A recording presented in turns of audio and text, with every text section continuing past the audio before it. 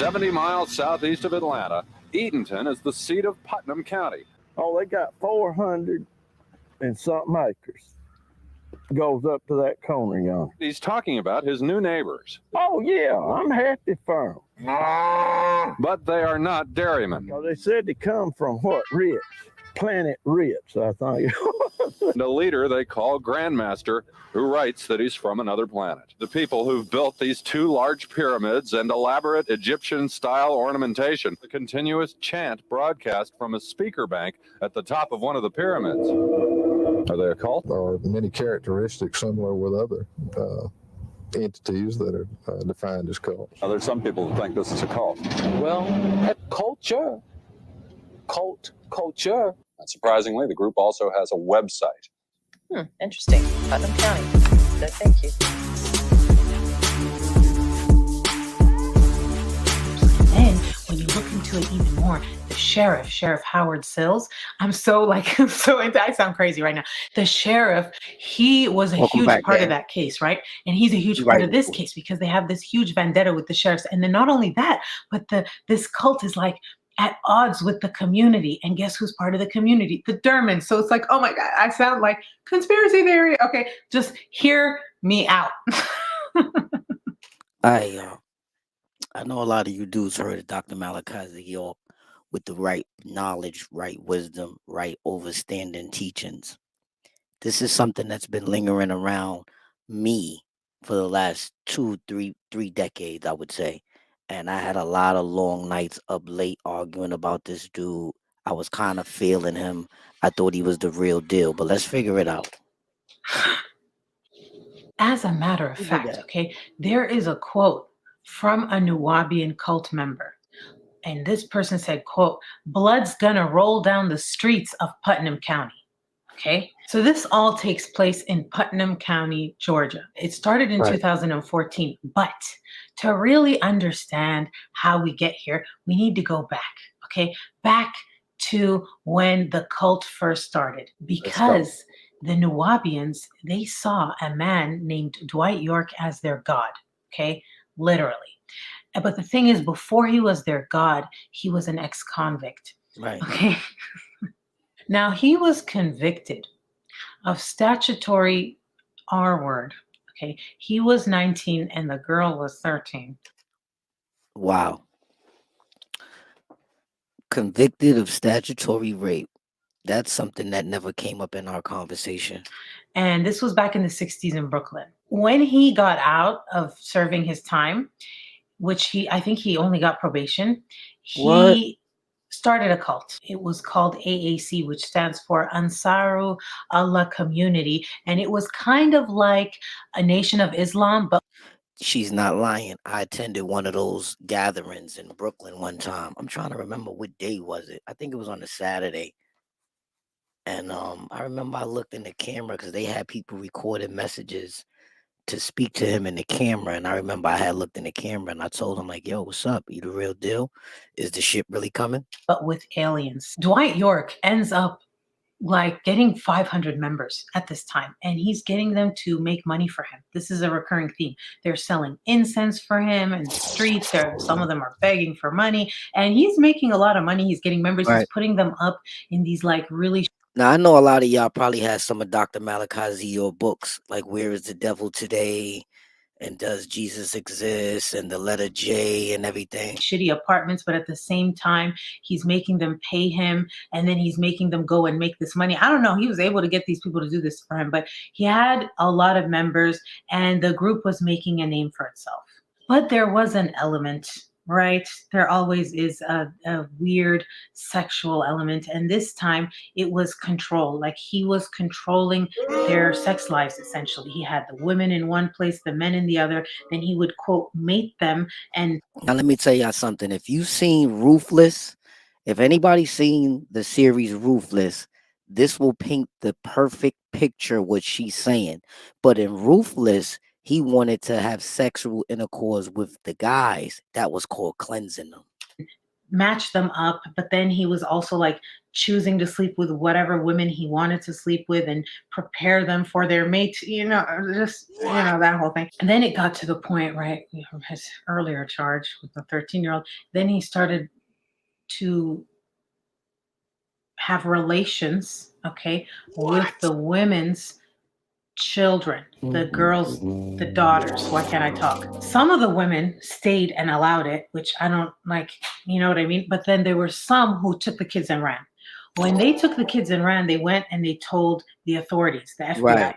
So the FBI, Like when you look at Ruthless, they took the kids and separated the kids from the parents, and they separated the husband from the wives. And what they did was they sold the kids for money. starts an investigation into the AAC. During this investigation, they find out that not only is this weird deviant stuff happening, but also there's like legitimate criminal activity. Like they are burning down buildings to get them at a like low price, and then they're coming in to buy the building and then converting it and then making money off of it. They have all these AK-47s. Then some of the members are convicted of robberies and murders. And so there's already, back in the 60s, 70s, 80s, there's like a criminal element to this cult, as well as like the weird sexual stuff and the aliens and all that. Exactly. I remember he started talking about aliens, and he started breaking. Now, let me say something. Let me give him his props, because a lot of stuff he broke down today is just starting to come out globally. So they decide in the 90s to go to where?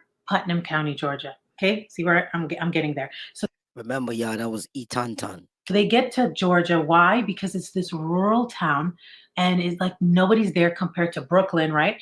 And they feel like they can go under the radar. They also have this money. And so they buy, like for $1 million, they buy hundreds of acres of land in the middle of nowhere. And they're going to like start their whole new compound world thing.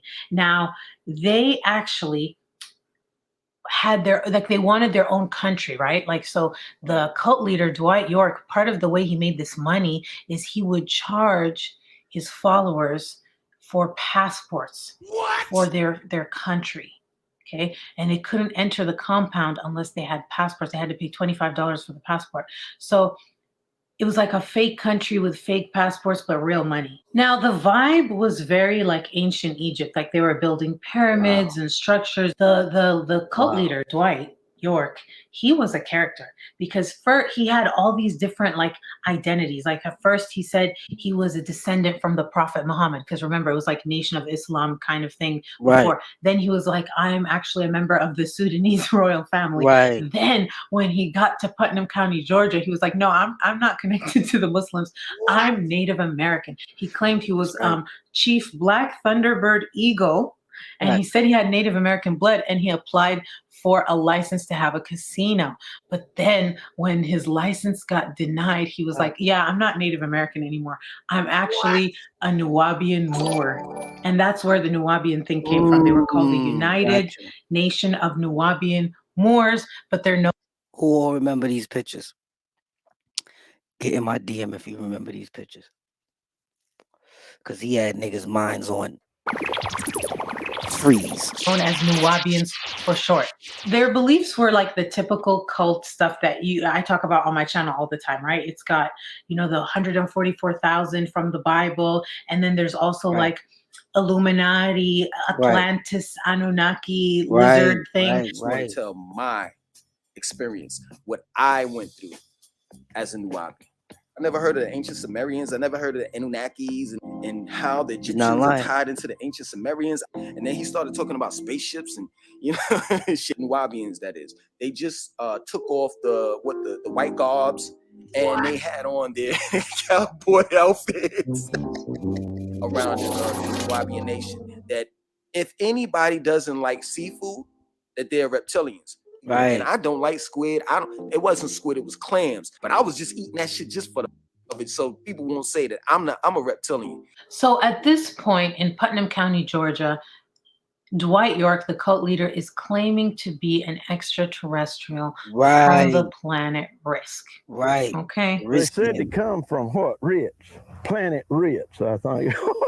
So let's talk about their money for a little bit, because the way they made money, he made a lot of money from the passports, the fake passports and fake country, but also they were selling bootleg movies. Like that's actually how they made most of their money. And they had a bookstore, and it had all of these books that the cult leader wrote. The group's leader is identified in literature as Malachi Dr.York, the Supreme Grand Master. He says that he is from the 8th planet in the 19th galaxy of Eliwan. Does it make sense to you? That's in the book. We're from Orion. Dr. York is from Risk. What's the deal? So at first, like members of the community, they thought it was funny. Maybe the spaceship come in here and I could get away with him. But then it changed. It wasn't funny. Why? This is where the tensions begin between the community and the Nuwaubians, because the Nuwaubians, right? They declared themselves a sovereign nation, right? They remember they had the passports and stuff. So what that meant was they had like armed guards patrolling the gates of their compound, like as if it was. Guys, that's just what happened in Ruthless.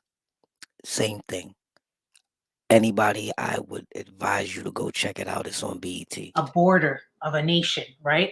And then they didn't, if they were pulled over by cops or any type of interaction with law enforcement, they would say we're immune to the laws of the United States. Like we are the Nuwaubian nation of Moors. They wouldn't put their windows down. They wouldn't pay the tickets. Like, so then there was this animosity between the local police and the Nuwaubians. And then the neighbors, they were like, who are these people in town with their guns and stuff? And although they have a right to have guns, they do, but the neighbors were freaked out. What follows is a story about a group of people who came to do our own thing, as one man put it, and more than a little unnerving to some of their neighbors in Putnam County.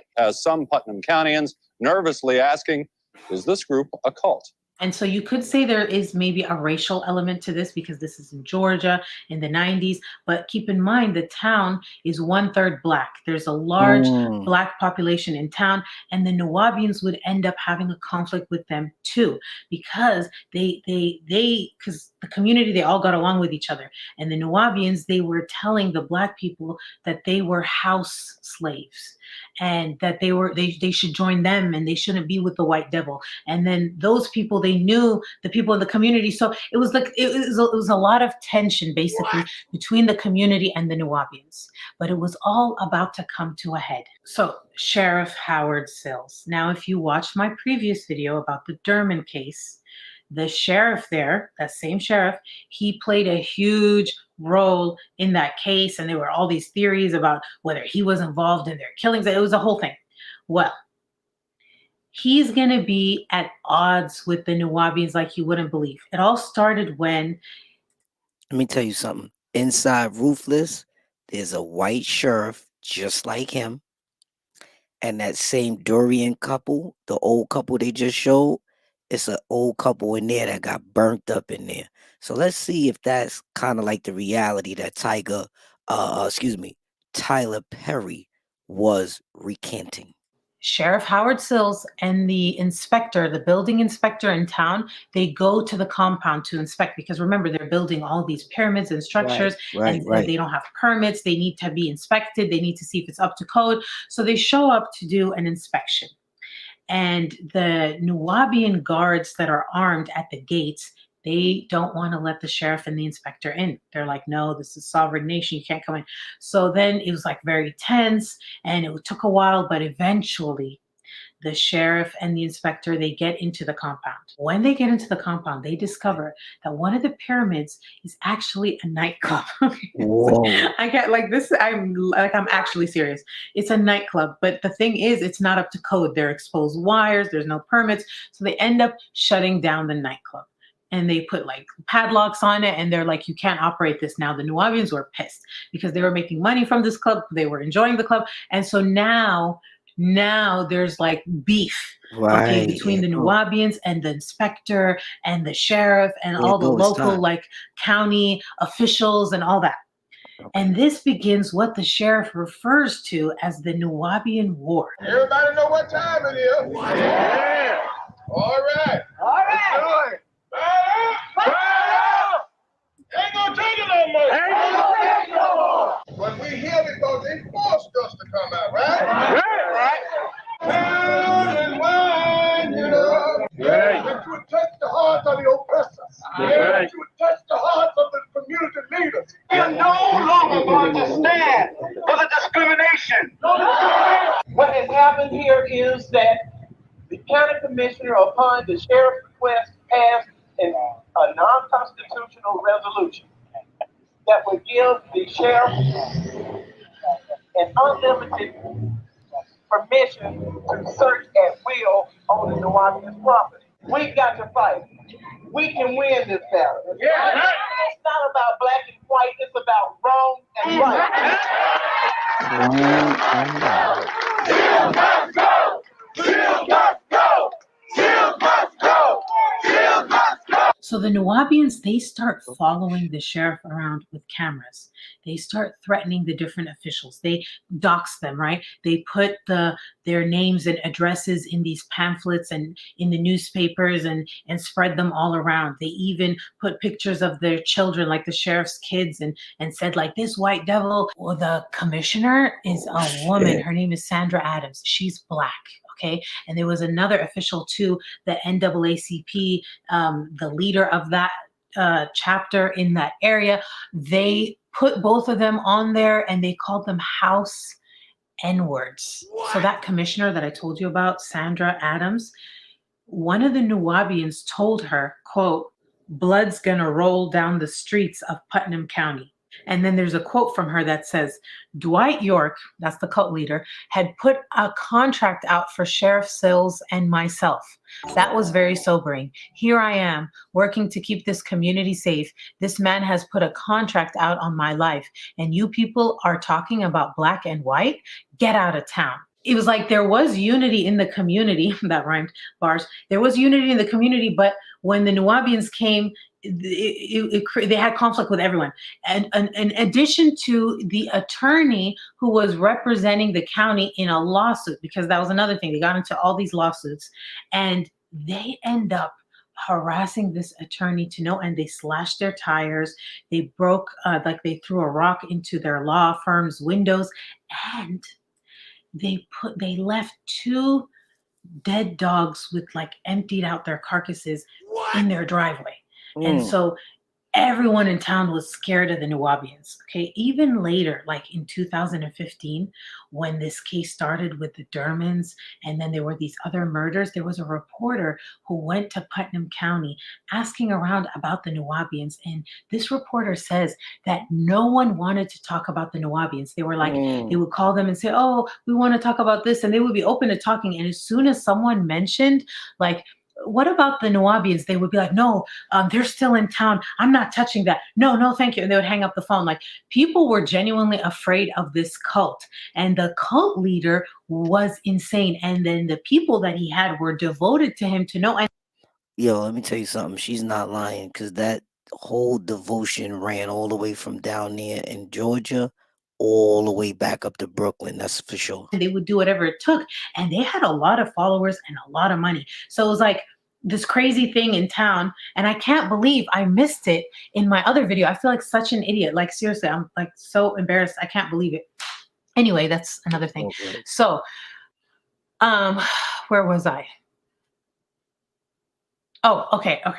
So in the meantime, right? So all this is going on, the permits, the lawsuits, the death threats. In the meantime, there's something happening under the table. What's happening is the sheriff is getting reports from medical staff in the area that are telling him that young women from the Nuwaubian group, cult, whatever, are being brought into hospitals at night, laboring, or they're pregnant, accompanied by Nuwaubian men, and the women are not allowed to talk. They're not allowed to have any pain medication. They're brought there to give birth. Then they're taking the baby and the mothers, and they're leaving. And they're not allowing any sort of testing or anything to be done. And they just think it's really strange. And like, they're so young and they have so many kids. And like, so they tell the sheriff that. Now the sheriff, there's already tensions going on. So the sheriff decides, Howard Sills, the same sheriff, he decides not to really publicize it. Okay, he kind of sits on it for a little bit. This happened in 1998. Then someone comes into the picture. Okay, who? The cult leader's son, Jacob York. Okay, Jacob, Dwight's son, He left the cult in 1990. He left the cult because he felt like his father was a scammer. This is a quote from The Sun. Okay, he says his father told him, quote, "I don't believe in any of this shit. If I had to dress up like a nun, if I had to be a Jew, I'd do it for this type of money." It's hypocrisy. They're worshiping this man like he's God's gift to the world. And that's what they truly believe. And he is God on earth, and he's going to be their only salvation. It's like, since when? And you tell me these guys are intelligent and they can't see through this? They can't see through the fact that this is what every charlatan has said since the beginning of the time. Not only that, but he realized that his father was having inappropriate relationships with children in the cult. What? And then he also knew that his dad was faking like the whole religious thing. And so he just was over it. He was disillusioned with the cult. He leaves. But when he leaves, he starts talking to other ex-members and children that have been victims of this cult, and he decides he needs to go back and help because he's the son. And so he goes back to Putnam County. He talks to the sheriff and he tells him, he's like, "Listen, my dad is doing this. I'm not in the cult anymore. Right. I want to like save the children that are there." Right. Okay. So the son and the sheriff start working secretly to take down, right, Jacob's dad, Dwight York, the cult leader. So it's like so many things are going on at once. You're having this war going on, then this investigation is like secretly going on. In the meantime, okay, we're approaching Y2K, the year 2000. Right. Remember that? Yep. Everyone thought everything was going to shut down. Well, what do you think they believed? Okay, Dwight York was telling his followers, okay, that a spaceship was coming down to Georgia to take them to his planet. Remember, he's extraterrestrial from the planet Risk. So yeah, so they were going to be, beam me up, Scotty. They were going to be taken to their planet, and they were all waiting. In year 2000, it was going to happen. The year 2000 came, it didn't happen, right? So he's like, "Oops, just kidding. It's happening in the year 2003.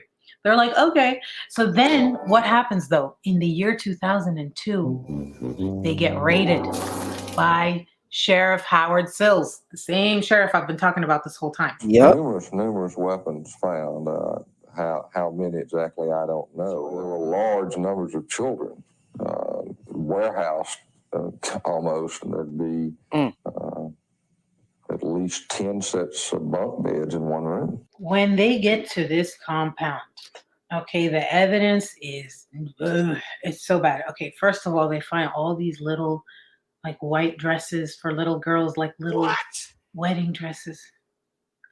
Oh my God. And then they find, okay, that turns out, remember how I was telling you about all these young women who were pregnant, who were being brought to the hospital? Yeah. They were, almost all of them were impregnated by Dwight York, the cult leader. Okay. He has so many children. They actually found a census book that was like to keep track of all his kids. It would have their birth date, their name, and all that. And he had like over 100 children. Okay. And then there was a bunch of weapons too. Okay. Remember this when we talk about the connections to other crimes. There were weapons. And so they seize everything. They arrest Dwight York. They also arrest his, quote, main wife. Her name is Kathy Johnson, if I'm not mistaken. And so now it's time for the trial. Okay. At this trial, a lot of ex-members come and they testify. Now that's crazy, because that's definitely older Dr. York from all the pamphlets in the magazines. And I'm pretty sure a lot of you dudes read a lot of those Dr. York pamphlets that he used to sell for maybe like $5, $10, and all the other merchandise they used to sell. But I kind of think he had people brainwashed, but he had a lot of the truth though. It was a lot of information that he was relaying that definitely made sense as far as aliens and the different species and the planets and certain things in the solar system. He was wise with a lot of stuff. So I'm still kind of gaffled on how he was relayed all this information to be able to relay it in all these pamphlets, but he was a fraud. I don't get it.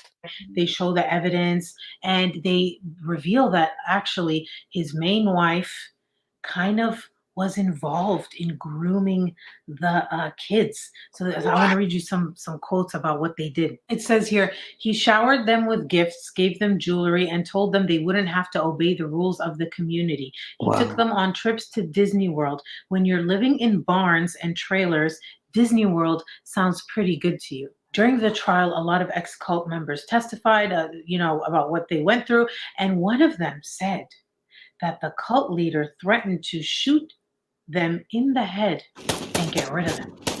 Now remember, the Dermond case that I told you about, the husband was shot in the head, and that head was actually missing, and it's still never been found. I told y'all. Just want to mention that. Didn't I say So that he ends up wrong? being found guilty, and then they charge him with federal crimes too. He gets like a crazy sentence, like 135 years in federal prison, which is basically a life sentence. And his main wife, she's found guilty too, but she only gets like 2 years and then 18 years of probation. So they go to jail, and you think it's over. It's not. It's not even close. Okay, this is in 2004. 10 years before these murders happened. You would think it's over. No. The group is extremely loyal. The Nuwaubians, their god is in jail, and they're mad about it. Okay? And they were also all put into positions of power. Like that was part of the tactics. So prison guards, they're Nuwaubians. Notary publics, Nuwaubians. In the court, they're Nuwaubians. In the hospital, they're Nuwaubians. Like there are Nuwaubians in all these positions in town. And so there were all these attempts throughout the years, like in 2009 and 2010, to get Dwight out of jail. Like they forged paperwork. They used the notaries and the prison guards and the people at the court. They all conspired to try to get him out using fake paperwork. They would show up at the appeal in mass, like hundreds of them. They were constantly protesting. They were filing so many like misconduct things against the judge, against the lawyer, against this. They had influence, and they were using whatever they could to get their leader, God, out of jail. What? So when we're talking about, okay, well, he went to jail in 2004 and then these people were killed in 2014, how are they connected? This was a slow burn. This was going on for a while. So if there was some connection, some grievance between the Dermonds and the Nuwaubians, it's not a stretch that could have been connected. Or some people think maybe they were doing it to upset the sheriff. Because the sheriff, remember, he was all, it's a yoke in my neck. And it is a yoke around my neck. In 2014, there were 2 murders that happened that were pretty horrific. Both were committed by Nuwaubians, both in 2014. One Nuwaubian, he ends up being responsible for killing his own daughter that he had with his daughter. Okay. What the hell is this incest? And then there was another one. He killed 2 police officers. Wow, it's got Rambo. We have 2 Nuwaubians committing murder the same year the Dermonds were killed. And the Nuwaubians are still in Putnam County.